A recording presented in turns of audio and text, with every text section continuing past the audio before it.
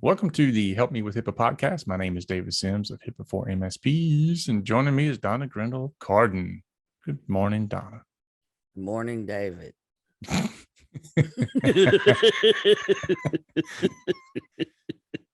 Yeah, so we just wrapped up the August session of the boot camp yesterday. Donna and I both are like exhausted. Yeah.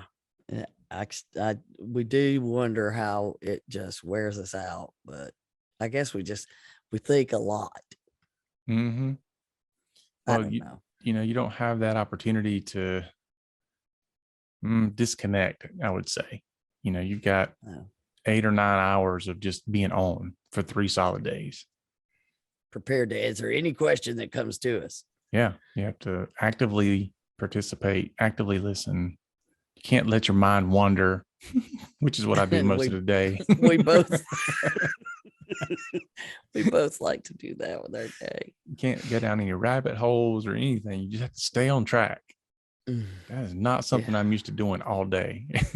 Bless Elizabeth for trying to make us do it. I know. But it was great. It was a good time, as always. So yeah. And everybody, it was a lot of really good interaction, a lot of very interesting discussions too. So yeah, and I have to say that we like. Yes. Yeah, it was there, but we do have to give out a special shout out. Yes. So hold on. For those of you who are listening in your hot tub. Yes. Welcome to the HIPAA Hot Tub Podcast, where every week you can soak in the bubbles and take in the privacy and security that makes you comfortable in your hot tub. I know. I was like, I can't say he just gave up right then. You can't do the bow chicka bow bow. I know. Bow chicka wow wow. I'm about to stumble into FCC territory. I had to stop. But you know who you are. You know who you are. So does everybody else in the boot camp. Yeah, it was very interesting we said something about listening to podcasts, and one of the people were like, I listen to it every week in the hot tub. And I'm like, what? We went to town with that. So I'm thinking of all the things I'm going to do in the hot tub to relax. Listening to me and you's not one of them. I don't know. You never know. But, you have to give it to her with a glass of wine.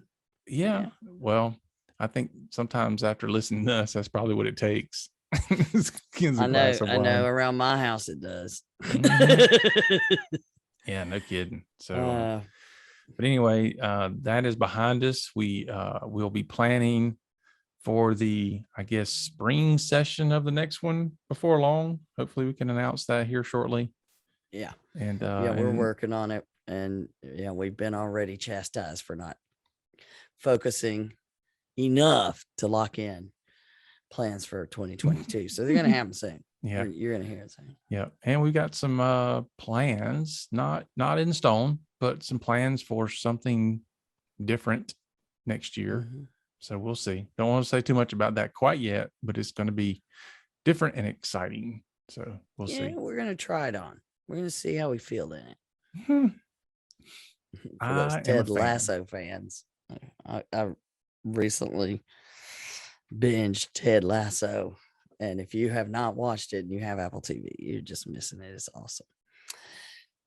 Anyhow, we're so tired we could ramble in a lot of ways. Yep. So the title of today's episode: Don't be an ID10T. If you don't know what that is, write it out on a piece of paper. Or just look at the title of the episode. It'll make sense to you. But if you enjoyed today's show, give us a review. We definitely appreciate those things. And so we have some. Thanks to our donors. We appreciate you. We seriously do. We're tired. Yep. All right. We're going to dive into our HIPAA Say what? segment. Yes. This is definitely right up the alley of don't be an ID10T. Don't be an ID10T. So shout out to William Price, which actually we're going to We're have interviewing him next week. Yeah. We're gonna say He's we're gonna have him joining on the show. us for a change. And we're going to talk about social engineering and penetration testing and stuff. So it's going to be fun.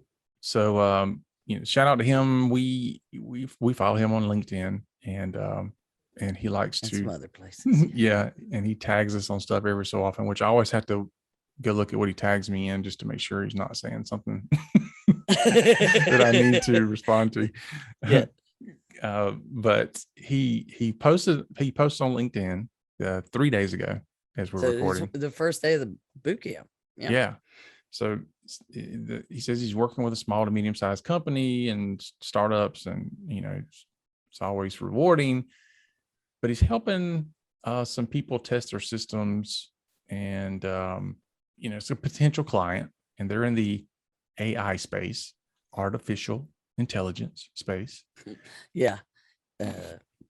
Anyway, And go ahead. And they told him when he asked about the scope of a potential assessment. Okay. And I quote, "It is just a checkbox procedure. We want to do as little as possible when it comes to security."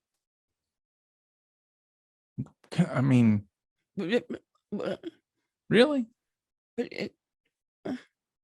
So, shout out to him for saying that he definitely won't be taking them on as a client. And he also says it's a grim reminder of why we still see the breaches that we do. Yes. Absolutely. And you want to know why there has to be laws out there to force businesses to do things? It's because businesses like this. Yeah. This is why. And why we have to vet the companies, because that company's going to talk about how secure they are. Oh, so, security is so important to us. Your privacy is of utter importance, because we notify you of the breach we had. No, I mean, unfortunately, everybody, it's going to happen to people that do take it seriously. Mm-hmm. And some people really are taking it seriously. But the problem is, even the ones that aren't will claim that they are. Yes. Yeah. So I am, William's our kind of guy. I mean, we tell people flat out, if you're just looking for check the box, that's not us. Mm-mm. If you want to do nothing but HIPAA compliance, really, not us. Yeah. That's why we, a couple of years ago, dropped compliance from our name. That's not what we're about. Mm-mm. No, if you're wanting the bare minimum, you're just wanting to skirt by, and I'm not going to work with you. I have no desire to work with you. A check box procedure. Mm-hmm. That is what they said. And so I guess I'll say what my response to that post was. My response was, their intelligence is truly artificial. Yeah, he's a funny guy. That guy.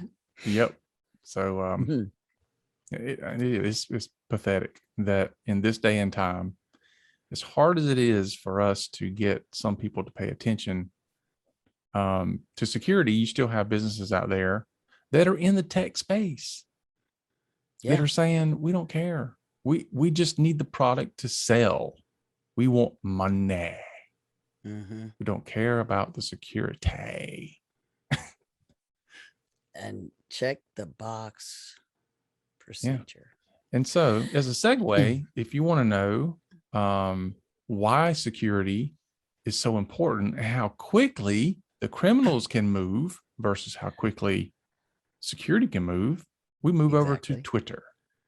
Yes. So in Twitter, somebody this is exactly why we have clean desk policies and password managers, and we have a serious problem with post-it notes with stuff on them at people's desks, and we also don't want you taking pictures in the office. Mm-hmm. All of those demonstrated why those HIPAA policies exist with this one Twitter tweet. Yes. So in Twitter, and I don't know how to say the name because it's like upside down and backwards. Evil cat, but it's upside down. I don't know how they did that, but pretty cool. It's a infosec hacker. So not the bad kind, not the criminal kind. It's not a criminal. All hackers are not bad hackers. Mm-hmm. So he or she, not sure, but I think it's a she. I say she because it's women in STEM is one of the hashtags. So I'm going to say she. So she writes, so I took a selfie with monitors in the background with Post-it notes and things written on them. Within 1 hour of posting it on Instagram, the associated honeypot was hit with all the names and passwords from the Post-it. Wow. Mm-hmm.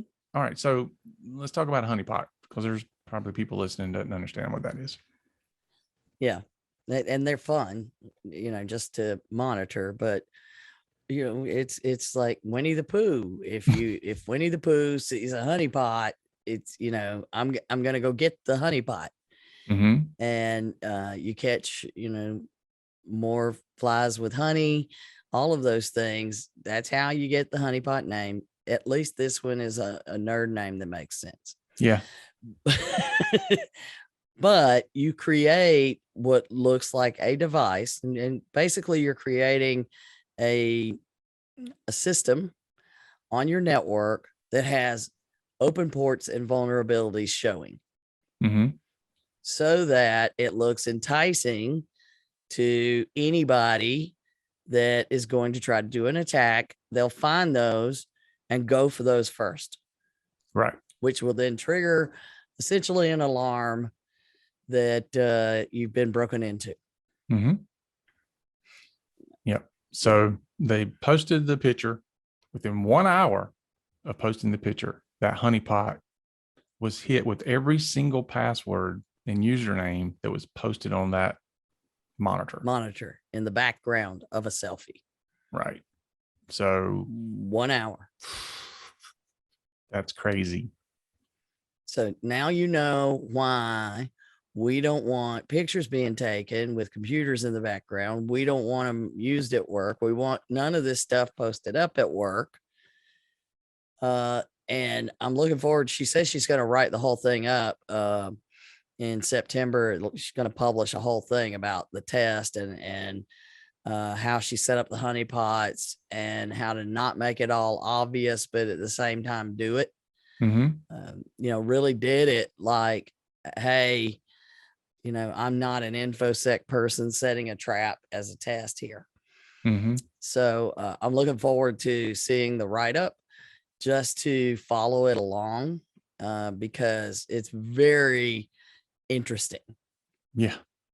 Very interesting to see. And you can count on it being an example somewhere for us to tell that story, because this is why everything matters. Yeah. This is why you don't check the freaking box. Yeah. And if you're putting Post-it notes on the monitors under your keyboards, you are falling into the ID10T zone.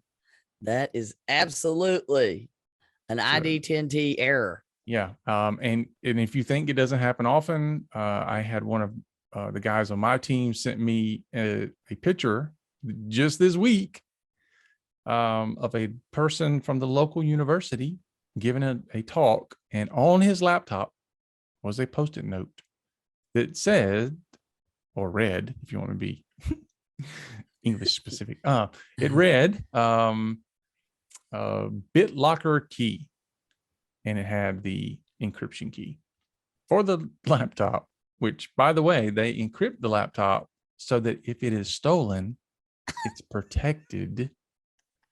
But if you steal the laptop with the key, encryption is not a thing anymore. It's like the people that write it down on a piece of paper. I'm not going to put it on the laptop, but I'll carry it in the bag with the laptop. Yeah. It's it blows my mind.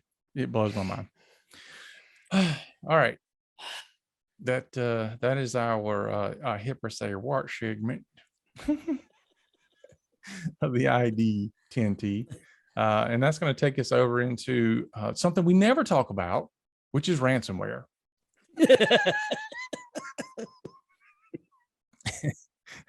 If you're new to the show, we talk about ransomware a lot. We're sick of talking about ransomware. We would love to not talk about ransomware. Yeah, we're not going to get away from it. We've been reading news stories lately that the cost of ransomware, as far as the ransom amounts, have gone up like 800% from last year. So they're asking for more money. They have getting it. Yeah, they've got more ways to get in. They are finding more ways to extort, more avenues of attack. I mean, it is not slowing down at all. And then on top of that, the groups are working together now. Kumbaya. They're expanding. I got attacked by the Kumbaya hacker group. So they have meetings and pass the talking stick. Yeah.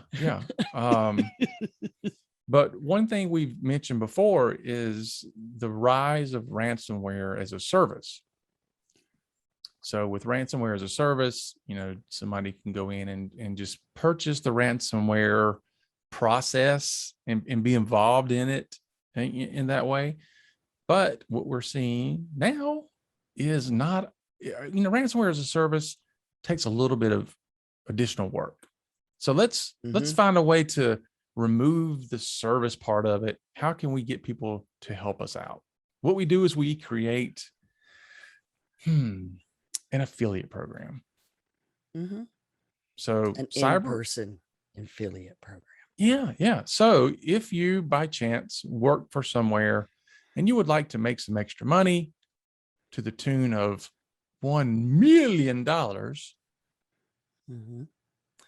there's a cybercrime group that are asking insiders for help in planting the ransomware. Yep. Now, for as long as you have employees, you will have insider threats. Okay. Don't think this Susie that's been working at the front desk for 20 years would never do such a thing.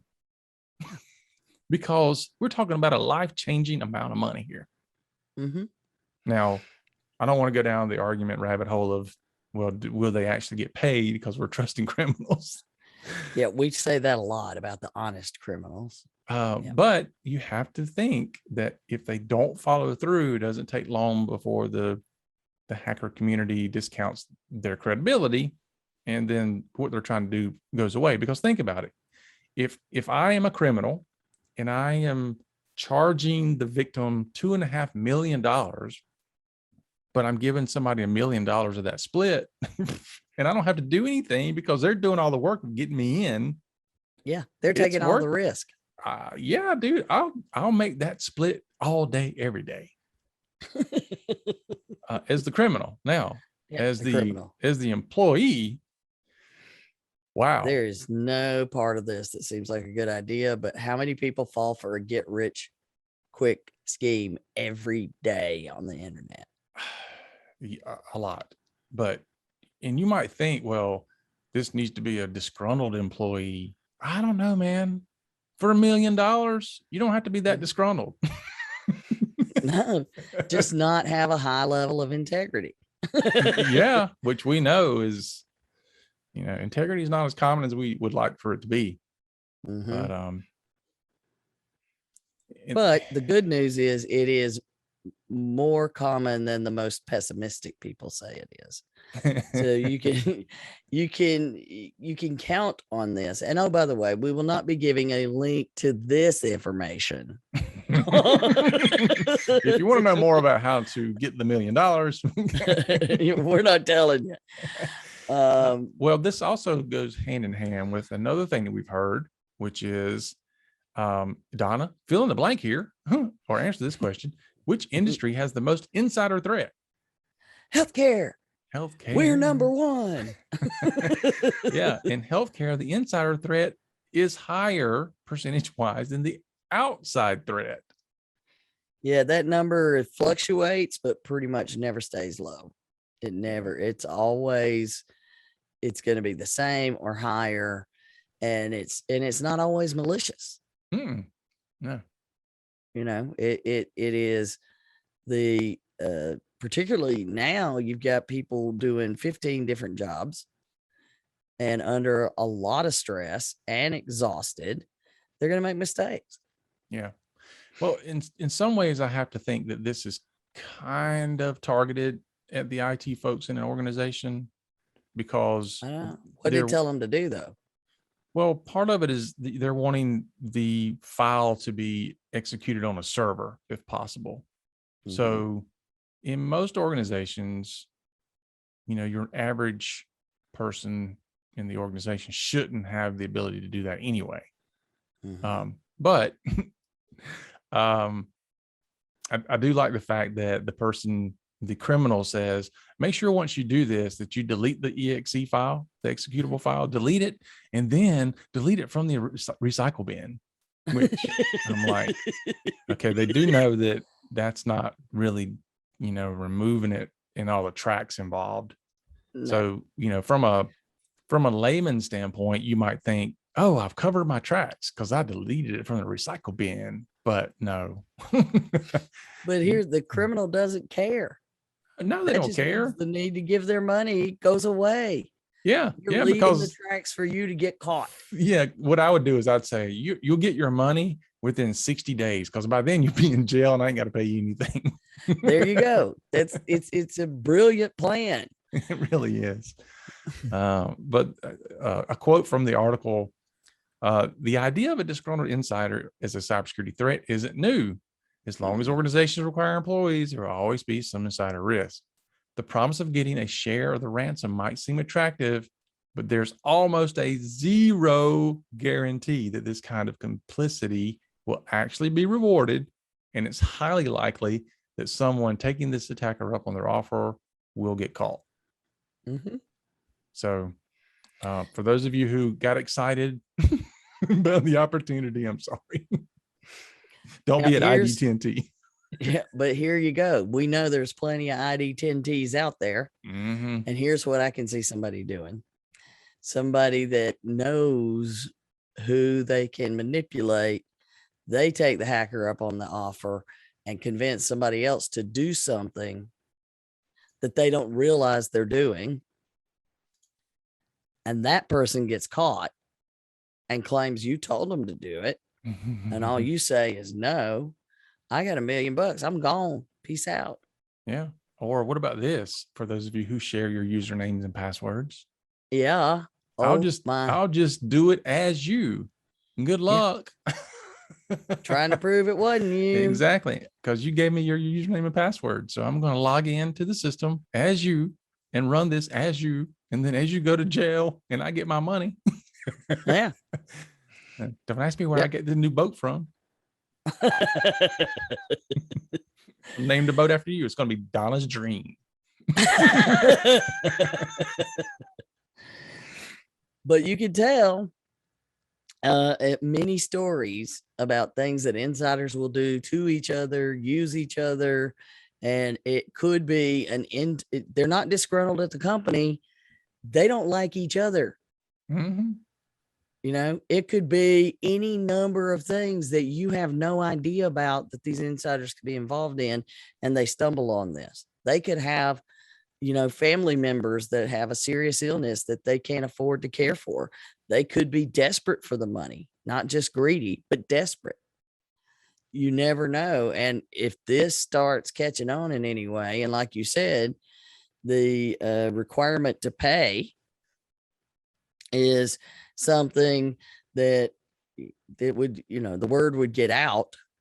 But overall, if the people that are falling for it get caught and not the criminals, it doesn't matter to them.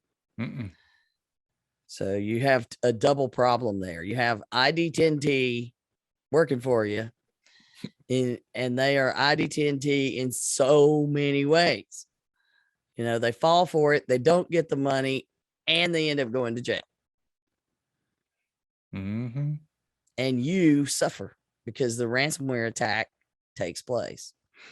So that is so frustrating. But Yeah. Well, the other thing, think about this. You've got all the right technology in place. You're following recognized security practices and HIPAA and all these other things that you've got to follow. You have it all down pat. Your processes are amazing. Your technology is amazing. Your people, one bad apple. Look, they're already inside. They're already doing these things. It's part of their job to access these systems. You know, that's we preach it. No, keep on preaching it. You have to have the people, the process, and the technology all working together for cybersecurity to work. To have even a chance to keep control. Which brings us to why we're talking about ransomware even more is still hitting healthcare. It's hitting it hard. And apparently it's starting to surge along with the Delta variant because they know as healthcare gets overwhelmed, the need to pay to get access to the records will be higher. And they're right along with that. So we talked about, if you haven't listened to the episode 304, I had to go look it up, is where we reviewed what was going on during the Scripps Health attack. And we were watching their Facebook page. At the same time as we were doing that, they were battling and suffering as a victim of ransomware. We don't know who hit them or how, but information is still coming out about that. But this week, it came out that another system is actively under attack, a healthcare attack. It's a Memorial Health System in Ohio, West Virginia area. So 3,000 employees across 3 hospitals and dozens of outpatient clinics across that area. Huge. And as they say, it happened on Sunday. Ransomware slipped quickly through hundreds of servers and thousands of devices used to treat patients. And they're making it clear. Immediately, they canceled all, quote, urgent surgical cases and radiology exams, diverted to emergency room patients to others. And, the hospital beds are already overwhelmed in many of these cases. So they knew going in, they were going to have to pay the ransom. Yeah. And just as the article that came from Secure World, which I first read about it and then got additional articles about it, the point they made, and it was a very good one, at a time when space in hospitals is at a premium because of the Delta variant, the impact of a cyber attack keeping patients away from hospital beds cannot be overstated. And that's absolutely true. Even though they paid 5 days after the attack started, so we're talking yesterday, patients are still being diverted. They're taking them to the nearest facility. And if all area hospitals go on diversion, where are they going to take them? We don't know, but it'll be ongoing until all IT systems are restored. Well, the thing is, they got to restore everything because everything that was encrypted has to be decrypted. What goes down must go up. Well, as we talk about this, it is very important to understand this is not an IT problem. Nope. This is a patient safety issue. It's a risk issue. So risk management. If you're in the decision-making sector of your organization and you're looking at this as an IT issue, you are looking at this dead wrong. Don't be People, a ID10T, man. yeah, yeah. People's health, people's safety, um, they are absolutely tied up in our ability to use systems and technology. Mm-hmm. You've got to change your thought process in how you address cybersecurity within your organization. Again, people, process, technology, all those things. Even if you're not having tabletop exercises, ransomware, incident response planning, those things these days and times, I just don't know. I don't know how much negligent you can be at this point. It truly is. If you do not have a plan and assume that this will happen and know how long you're going to be down, they're looking at that they will be, what does he say? It could happen as early as Sunday that we'll have everything back in place. Now they paid right away, got the keys, but all those hundreds of servers and thousands of devices have to be dealt with. And it will take weeks to unlock everything. They're talking about just unlocking enough and confirming and making sure it's clean, because you also need to figure out how they got in and ran it. Because otherwise, they're going to do another one. Yeah. And the fact that you pay only makes you more likely to get hit again. So think about what business you're in, because some of you might be listening and you're like, well, I'm not a hospital system. Or you might even say, I'm not in healthcare. But that doesn't mean that people don't rely on your services. Yes. I mean, I'm in the IT field, but if I can't provide IT support and cybersecurity to my clients, then things could go, very badly for people. There goes one of the legs of the stool. Yeah, Go. exactly. If I'm a government entity and I have emergency services that I provide to the people in my area, how's that going to work without technology there? How's fire and police and EMS going to function when technology is not available to them? Yeah. And how is it that, we talk about how everything, we're no longer 6 degrees of separation. We're down to 2. So everything is intertwined.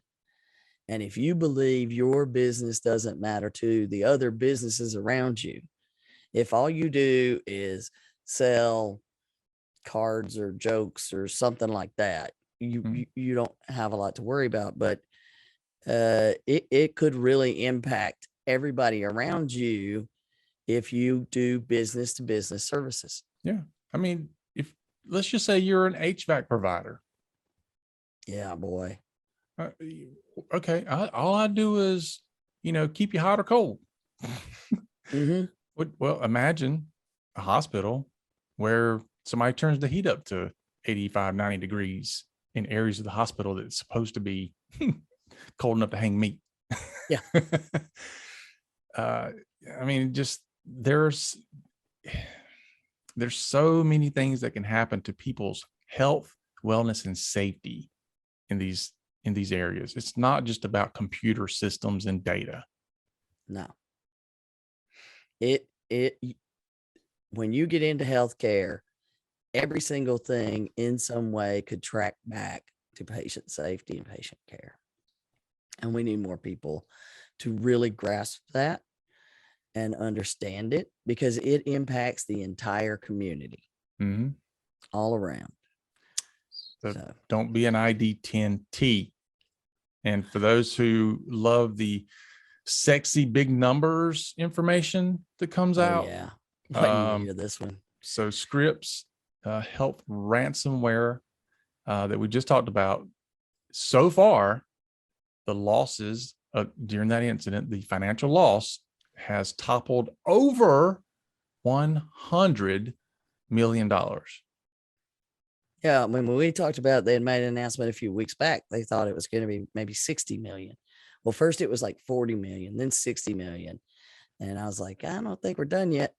Well, they've broken it out now, and they say that the cyber incident itself and recovery cost 21.1 million. But the overall cost, the incremental cost of the downtime and the diversions and the staff and all of those costs. 91.6 million for those costs, getting them well over $100 million. And disrupted services for 25 days.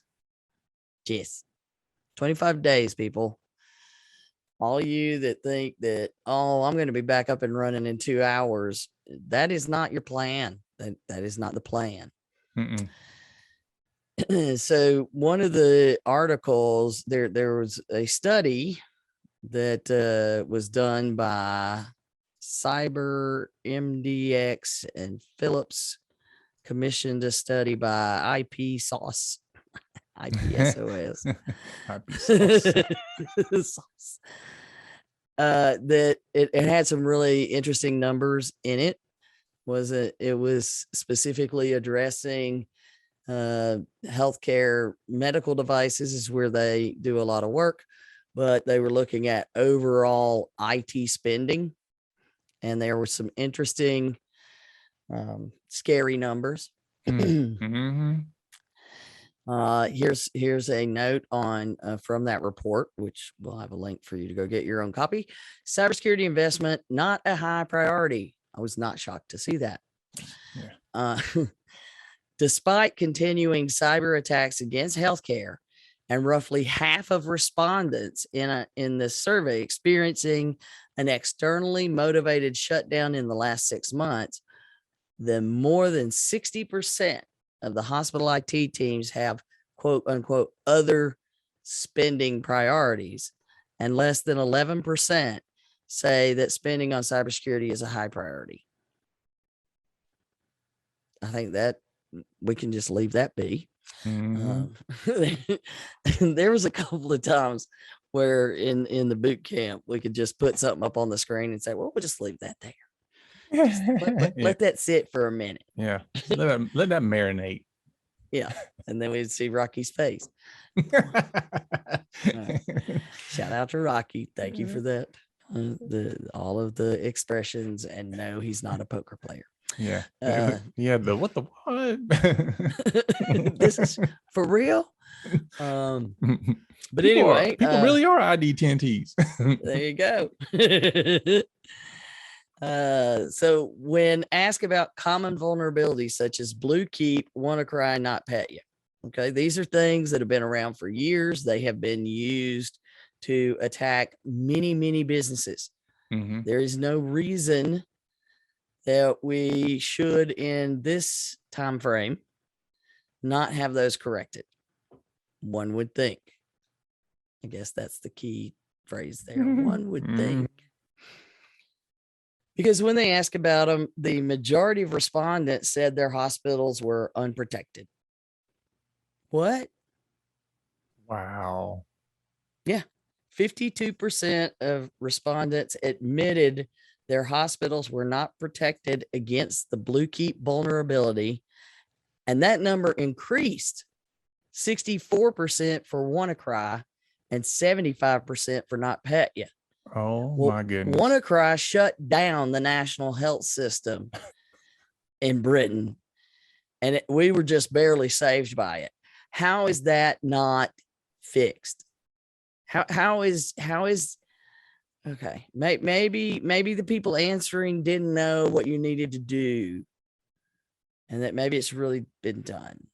I know not, but wow. Yes.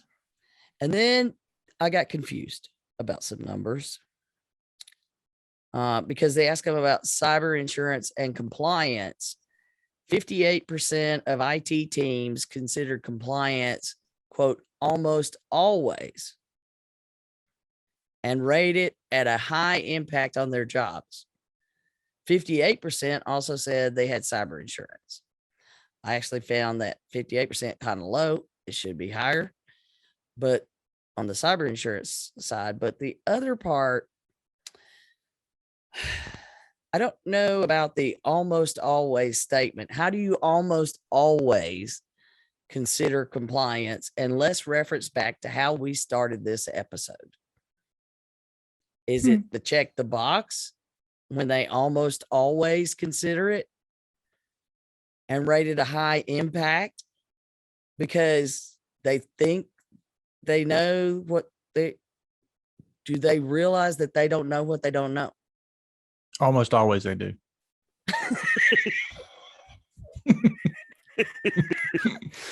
Which I on mean, the I'm reading it. which on the reverse side, almost always means sometimes never. I'm like, first of all, what's almost always when it comes to compliance? And then the fact that they almost always worry about compliance, but we know compliance is not security and security is not compliance. Yeah. We Yeah, almost I keep always just staring at that one. we almost always check the box, Well, almost always. except the times we never check the box. Or we don't even know that the box is there. We are not Or we interested think in the box- security. The box does not apply to me, is what happens. That is proprietary information. You do not need to know whether or not I have security. That's right. And then there were a couple of charts that I found quite telling, because what we always say is that if you don't know what you have, there's no way you can be sure you're protecting it. You know, and so many people tell us it's impossible to have an inventory. Okay, we got to work to solve that, because if we don't know what's there, you can't be monitoring it and you can't be protecting it. And if you're not doing those things, Mm-hmm. yeah, you know, these numbers don't surprise me though.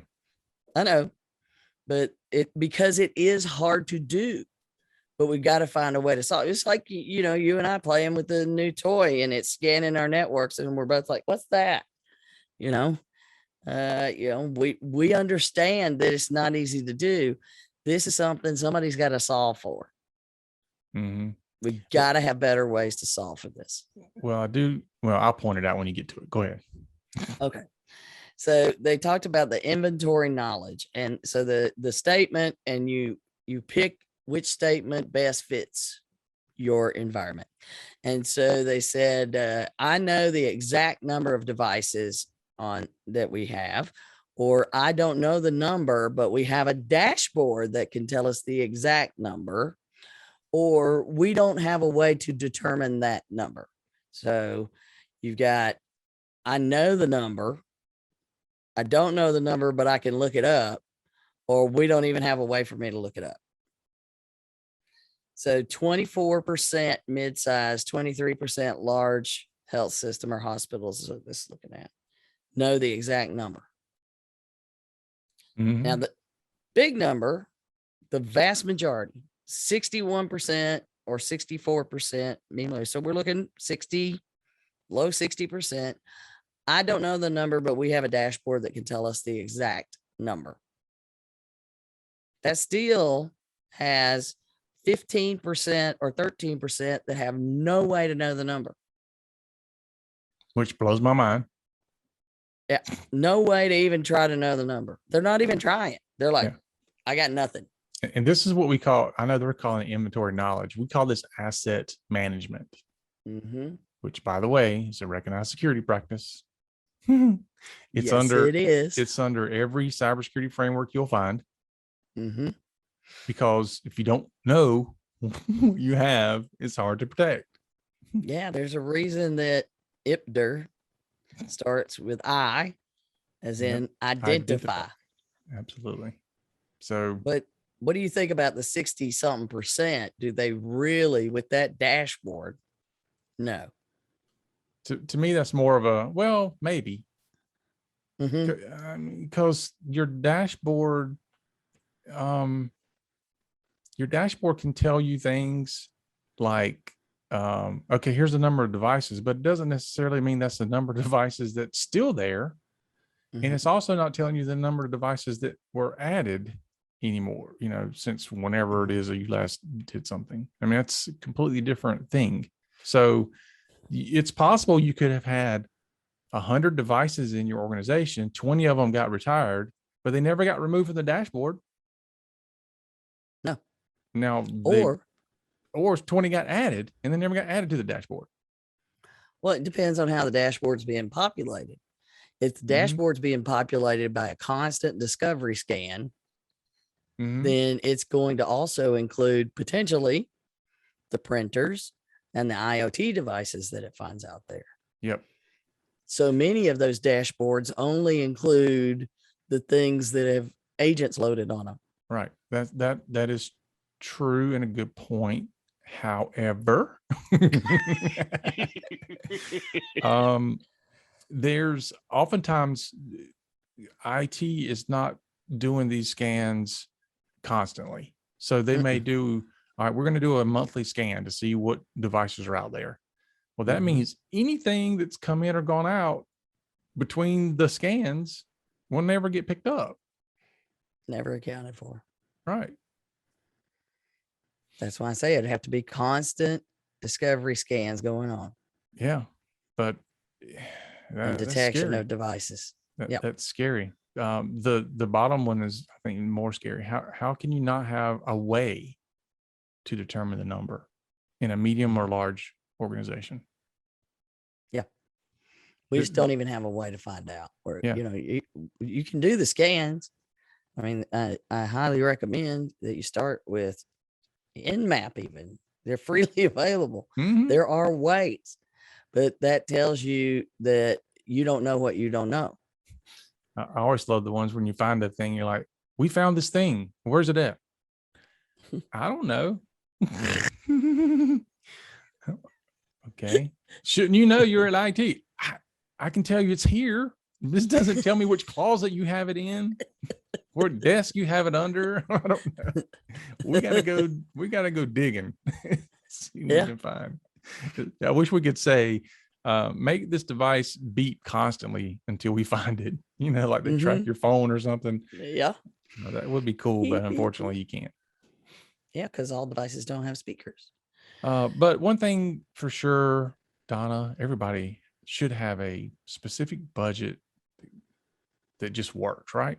It's sufficient. Yep. That's why they say, do you have a specific budget for compliance? And they ask, yes. 55%. Yes, we have a specific budget. It is a segment of my hospital's annual information security budget. So we know, okay. Yeah, they already don't understand the difference. Yeah.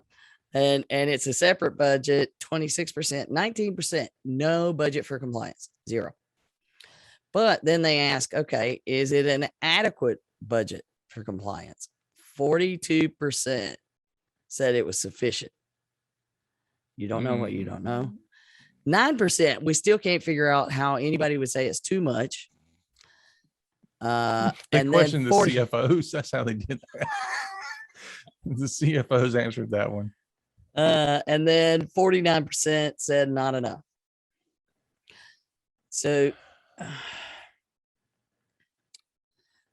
when they ask what's the hospital annual cybersecurity compliance budget, they got $617,000, but that's across all respondents, keeping in mind that 75% of the people said they do not know or they're not willing to share it. So even if they are worried about checking the box, but they have no money allocated to actually go check the box, that's where we started. We just looped all the way back around, David. So we're done with that. But I don't understand if everybody says their budget is either sufficient, not sufficient, or too much, how can then they also say, but we don't know what or it is? Not willing to share the exact amount. Yeah, I get that. But I think there's some in there that's like, I don't know what we spend, but it has to be not enough or it has to be too much or whatever. Yeah. Anyway, so we'll wrap this up with that. Yeah.